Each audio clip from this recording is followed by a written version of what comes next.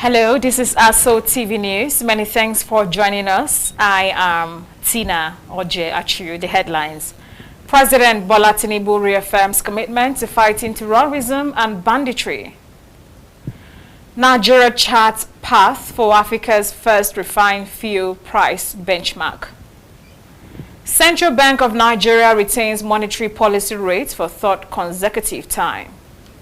And in sports, Super Falcons of Nigeria dethrone Bayana of South Africa for 10th WAFCON final. And now the news in detail. President Bola Tinubu has assured Nigerians that the fight against terrorism and banditry remained one of the priorities of his administration. President Tinubu, who gave the assurance on Tuesday at the commissioning of the first phase of housing project for victims of banditry in Kaduna State, said, "The fight against terrorism is a challenge, but addressing it remains one of the top priorities of the current administration under the national security agenda." Represented by the National Security Advisor, Nuhu Ribadu, the president said Nigeria is in safe hands as he will ensure restoration of law and order. The president noted that significant progress has already been made in restoring peace and rebuilding lives in Kaduna State. Recovery is ongoing, and it is clear that fresh air is blowing through Kaduna State. Things are changing. The housing project, carried out in collaboration with the Qatar charity organization, is part of the federal government's broader agenda to rebuild communities ravaged by violent attacks. The president praised the Kaduna State government, the Office of the National Security Advisor, and the Chief of Defense Staff for employing both kinetic and non-kinetic approaches to tackle insecurity in the region. He highlighted the effectiveness of the Kaduna Peace Model, describing it as intelligence and community-driven, rooted in the understanding that sustainable peace must be cultivated, not imposed. President Bola Tinubu will tomorrow inaugurate 3 newly completed cancer centers in Katsina, Benin, and in Nsukka in March 2024 last year. The president approved the involvement of the National Sovereign Investment Authority in upgrading 6 oncology centers for the treatment of cancer in 6 federal university teaching hospitals across the nation's geopolitical zones. The Coordinating Minister of Health and Social Welfare, Professor Muhammad Ali Pate, who gave the deadline of between 18 and 20 months to complete the centers of excellence, said the cancer centers are part of the 6 under construction. He said the Federal Teaching Hospital, Katsina, the University of Nigeria Teaching Hospital in Nsukka, and the University of Benin Teaching Hospital are set for inauguration in fulfillment of the president's promise to Nigerians that he would tackle the scourge of cancer. Ahmadu Bello University Teaching Hospital, Zaria, University of Jos Teaching Hospital, and Lagos University Teaching Hospital, Idi Araba, are expected to be inaugurated in the second phase. As promised by the president that he would not abandon ongoing projects by the last administration, NSIA's involvement in the oncology initiative was imperative due to the project's stagnation 4 years, which could no longer be tolerated given the current volatile local and global inflationary trends. The House of Representatives Committee on Finance has approved the sum of 105.14 billion naira as the 2025 appropriation bill for the Revenue Mobilization Allocation and Fiscal Commission. The approval followed presentation by Chairman of the Commission, Mr. Muhammad Shehu, during a budget hearing session with the management of the RMAFC on Tuesday in Abuja. The RFMC's chairman in his presentation said the 105.14 billion naira, the sum of 20.6 billion naira is for personnel, while the sum of 8.9 billion is for overhead. The RMAFC's hemsman said that the sum of 75.5 billion naira, which represents 71.8% of the total budget, is earmarked for capital estimate. He commended the committee for championing the recent amendment of the Act, said it had positioned the Commission to function better. The chairman of the committee, Mr. James Falake, said the committee, after going through the budget, and is satisfied with the estimate. He said that the committee, through its oversight function, will ensure full implementation of the budget. The bill following the adoption is to be presented to the committee of the whole for third reading and onward transmission to the president for assent.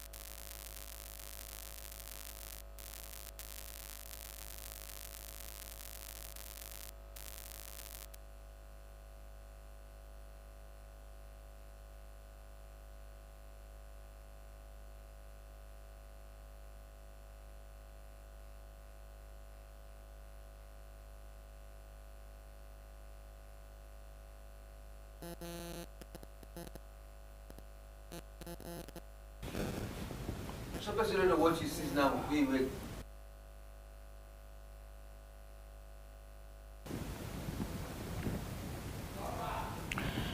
And now, Nigeria has launched a bold initiative to create the continent's first regional pricing benchmark for refined petroleum products. The effort is led by the Nigerian Midstream and Downstream Petroleum Regulatory Authority in strategic partnership with global analytics giant S&P Global Commodity Insights. Chief Executive Officer of the Nigerian Midstream and Downstream Petroleum Regulatory Authority, Engineer Farouk Ahmed, highlighted the urgent need for a West African fuel pricing system that reflects the region's own supply realities rather than relying on distant global benchmarks like those from Europe, the US, or Asia. He said despite being a major producer and growing refining hub, West Africa will import most of its fuels at prices influenced by external markets that do not consider the region's unique dynamics. Despite being a significant producer of hydrocarbon resources, an important consumer of refined products, and a growing refining hub, West Africa continues to depend on posted prices of global reference markets such as Northwest Europe, US Gulf Coast, Mediterranean, Singapore, Arab Gulf, for all its trading activities. While these benchmarks are globally accepted, often they do not reflect the unique supply chain peculiarities, market dynamics, and economic realities of the African continent. The Minister of State for Petroleum Resources, Oil, Senator Henikin Lukobiri, outlined government strategies to ensure effective regulation, support investor confidence, and streamline cross-border fuel trade within West Africa. Government's own ambition is to grow this sector. Our own ambition is to support the private sector to grow this sector. Our own ambition is to partner with our neighbors from all over, West Africa to make Nigeria, the hub.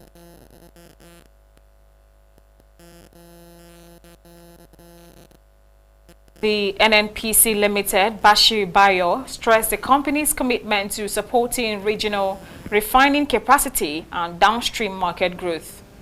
The refining paradox of our strategic opportunity. Today, Africa exports the bulk of its crude oil, but imports refined products at a significant premium.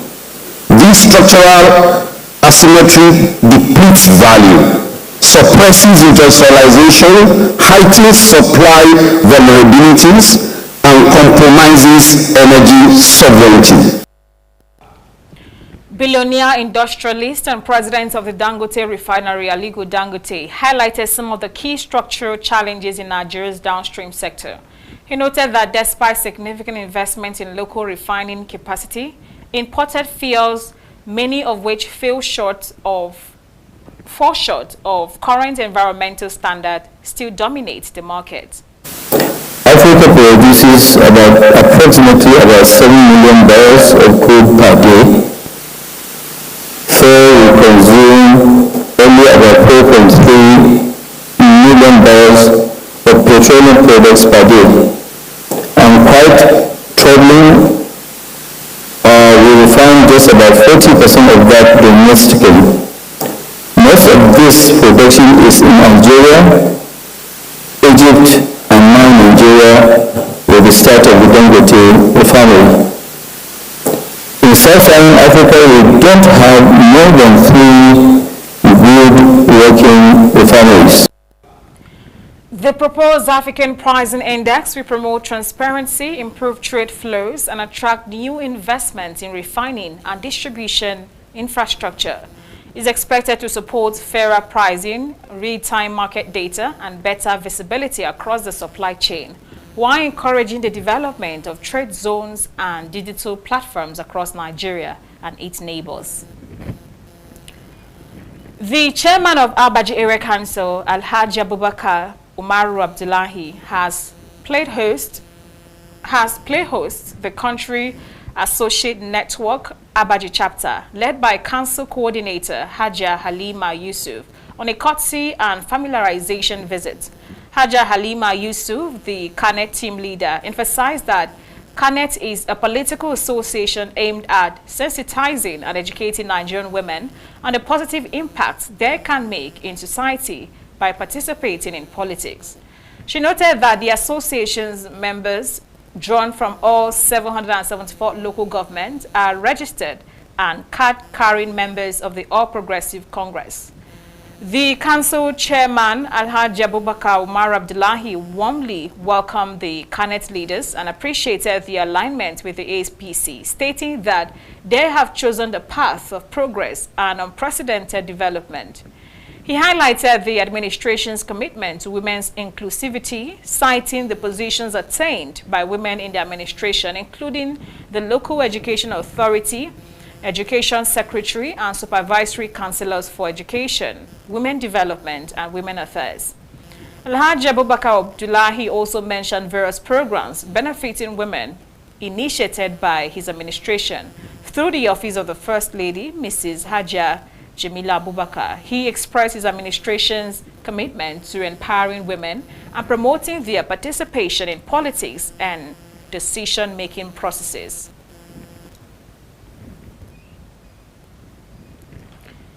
The immediate past chairman of the Abuja Municipal Area Council, Alhaji Abdullahi Adamu Candido, has dismissed rumors of his exit from the All Progressive Congress.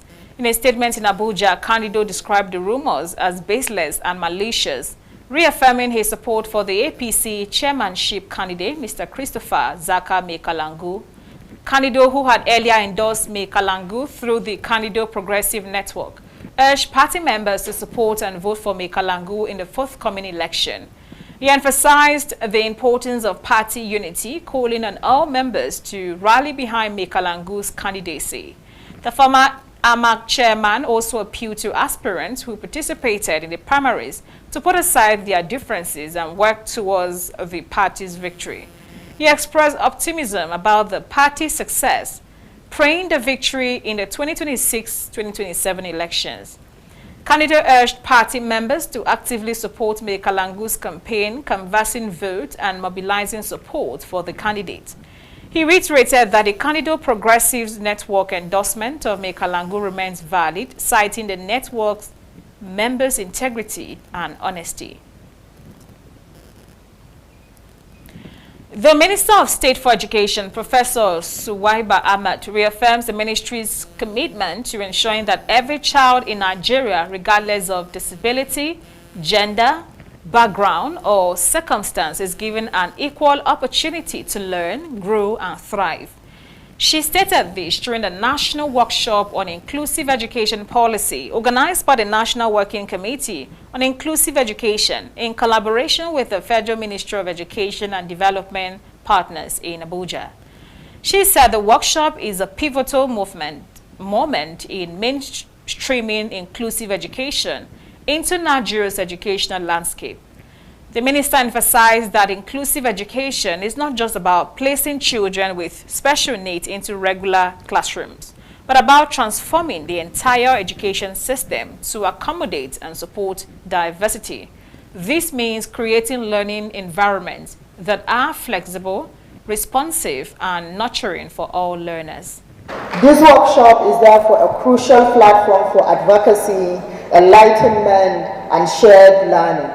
It provides the opportunity for stakeholders to align perspectives, identify challenges, and develop coordinated strategies for a more inclusive education system in Nigeria. I therefore wish to appreciate the Basic Education Department, the Special Education Division, and all our development partners for their sustained dedication to this cause. Your collaboration continues to play a vital role in transforming our vision of inclusive education into reality. So the community of persons with disability today, apart from the chairman who's been doing a very interesting job, we do have an honorable minister who is now the face of inclusive education in Nigeria. I think we should be happier than that.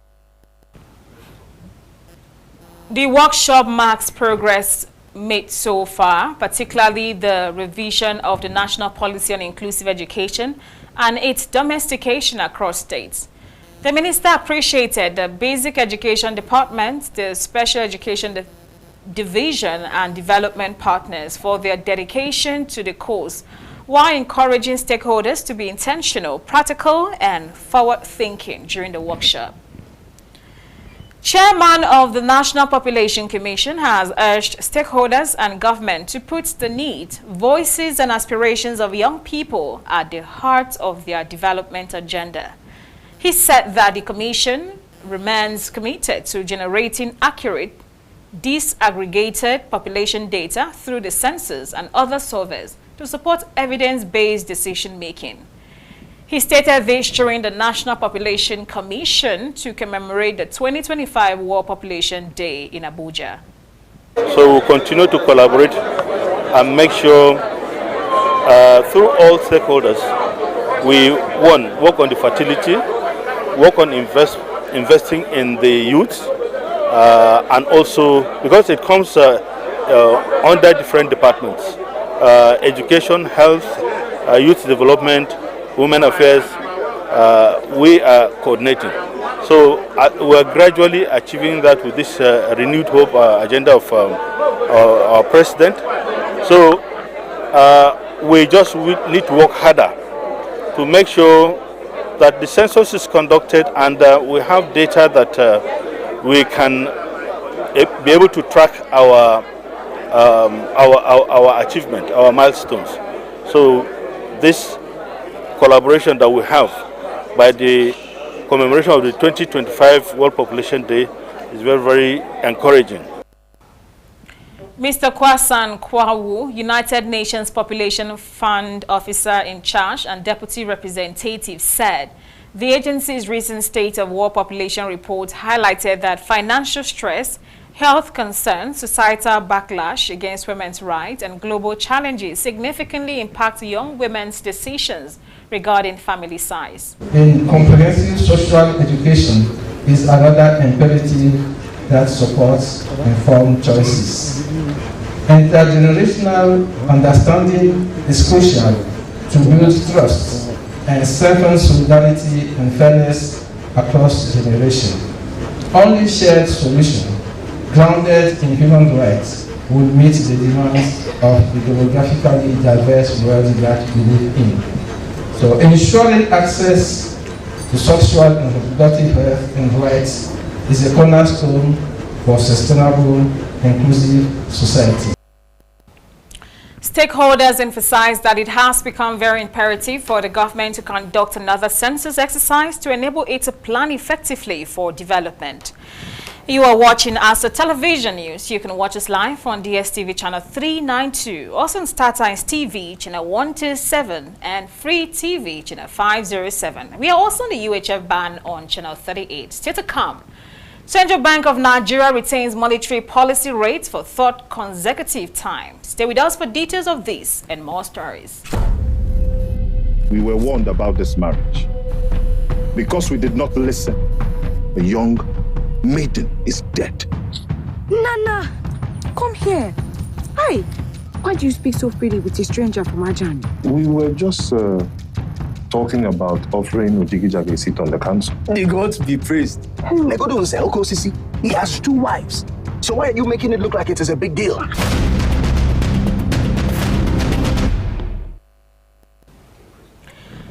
Thanks for joining us again. Praise Montessori Academy Abuja held a successful graduation ceremony for its nursery and primary pupils of Class 2025. An event that showcased the academic prowess and artistic talents of graduating pupils. Daniel Obi has details. The event, which was a testament to the school's achievements to fostering holistic development and excellence in its students, featured a range of captivating performances, including a mock news bulletin presentation, a beautiful ballet dance performance, and an impressive recitation. Plenty. I've got a cruise at St. What's at school, Lord. You want thingamabobs? I got 20. The graduation ceremony was attended by proud parents who were impressed by the pupils' performances as well as achievements. What I see about Praise and the owner of Praise, as the CEO, I see so much passion in her. Graduating from primary school is a step in the right direction. It's something that is necessary. So I wish all the graduating students success, especially as they go ahead, as they move forward in their academic pursuits. The school should be rated 9/10. The school is trying, and I believe with this hand, they will take our children to the highest level. The school management, staff, and some of the graduating students took time to speak on what the academic journey had been like, as well as their hopes and aspirations for the future. Praise Montessori Academy has always had a high standard of education.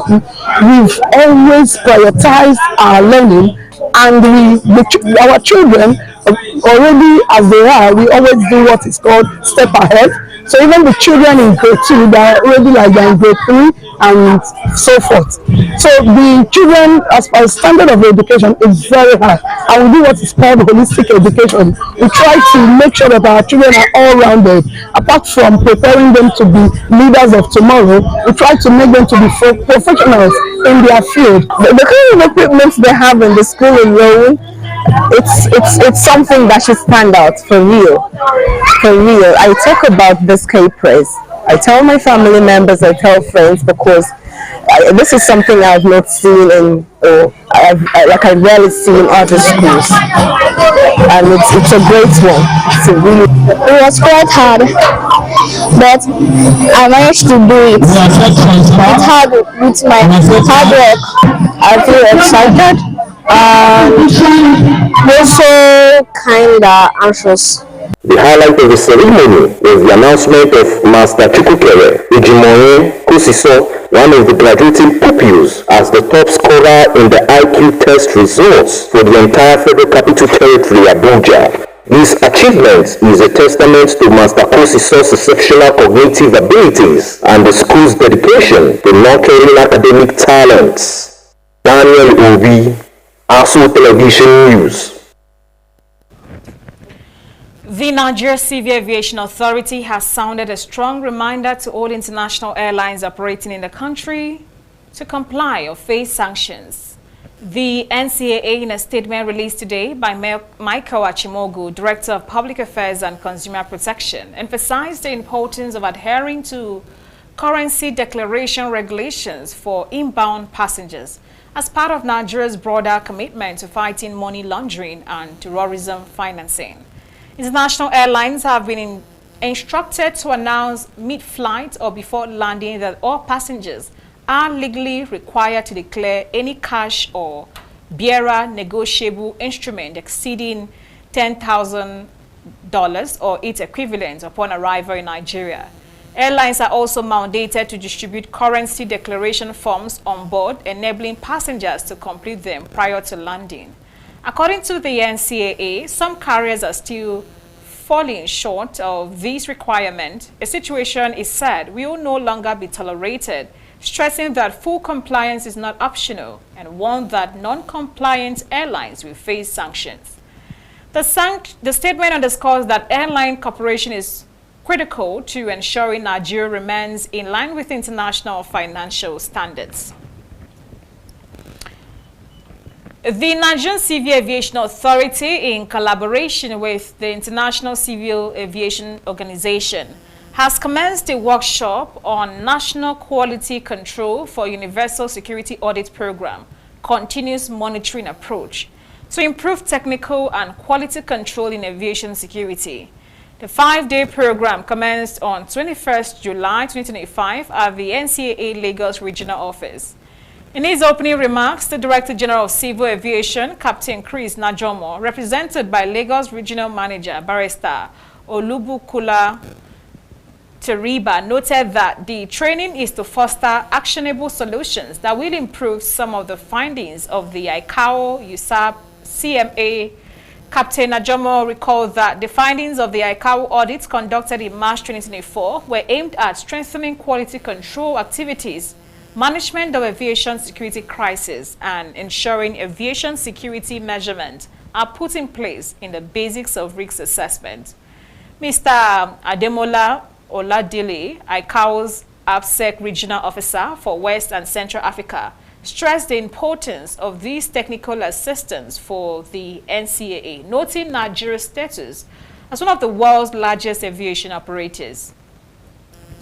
Participants were drawn from ICAO, the NCAA AFSEC Director, Dr. Ben Omugo, the Federal Airport Authority of Nigeria, airlines, and a host of NCAA staff.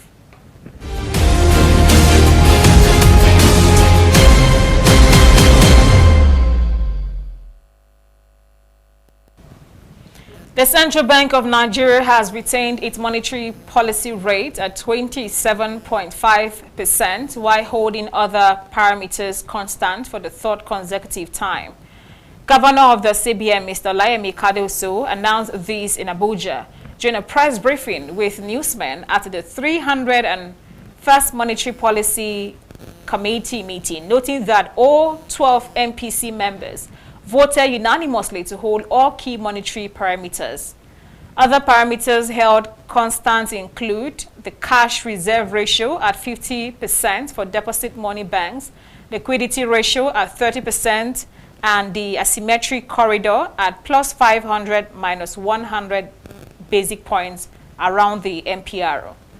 While explaining that the decision was premised on the need for sustaining the momentum of disinflation and sufficiently contain price pressures, the CBN chief acknowledged that maintaining the current policy stance would continue to address the existing and emerging inflationary pressure.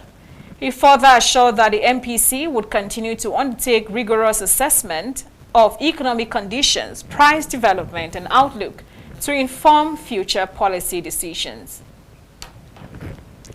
And still on business, Statistician General of the Federation and Chief Executive Officer of the National Bureau of Statistics, Prince Samuel Adeniran, has commended the effort of the government and management staff of the Bureau for the success of the rebasing exercise, while soliciting accurate reportage and enlightenment. Prince Adeniran made the commendation at the press conference with the press in Abuja, noting benefits of the exercise. Correspondent in his remarks at the event, Statistician General of the Federation and Chief Executive Officer of the National Bureau of Statistics, (NBS), Prince Adeniran, identified efforts of the government, especially The Finance and Coordinating Minister of the Economy, Mr. Wale Edun, and his counterpart, Minister of Budget and Economic Planning, Senator Abubakar Atiku Bagudu, as well as the staff of the Bureau for a successful rebasing exercise, while urging support of the media for accurate reportage and enlightenment. I want to most sincerely appreciate the support of the federal government through the Honorable Minister of Finance and Coordinating Minister of the Economy, and our own Minister, the Honorable Minister of Budget and Economic Planning. I thank both of them for their strong support and guidance throughout the process. We would like to express our sincere appreciation to other partners who have supplied us with data, provided feedback, provided us with input and comments during this exercise, including the Central Bank of Nigeria, the Federal Ministry of Communication, Innovation and Digital Economy, the Federal Ministry of Marine and Blue Economy, the Federal Ministry of Solid Mineral Development, the Federal Ministry of Art, Culture, Tourism and Creative Economy, the Federal Ministry of Agriculture and Food Security, the National Orientation Agency, the Nigerian Economic Summit Group, the Nigerian Revenue Service, now formerly Federal Inland Revenue Service, Budget, the organized private sector, media practitioners, economic experts, and analysts. We are truly grateful for your support and commitment to this exercise. Other management staff present, including among others, the Director of Corporate Communications to the Bureau, Mr. Alesami Folorunsha, pointed relevance of the report while pledging commitment of the Bureau to national development. Today's event marks a significant milestone in our effort to provide accurate and timely economic data. We believe the rebased GDP figures will provide valuable insight for policymakers, business, and individuals, and we are eager to share the findings with the nation. Private sector, we want to also extend a heartfelt thanks to you for all the support and encouragement we got from you at this time. We appreciate you. They acknowledge that the current GDP result is to reflect the 2019 as the base year. Ile Emeje, Aso Television News.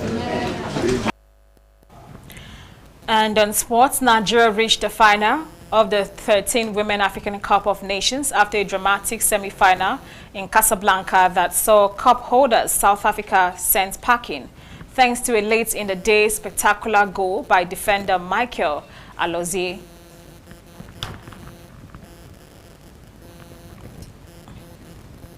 Nigerian came close after only 8 minutes, but forward Chiwendu Ihezua in the top scorers race with 3 goals saw her effort tipped over the sticks by the veteran goalkeeper.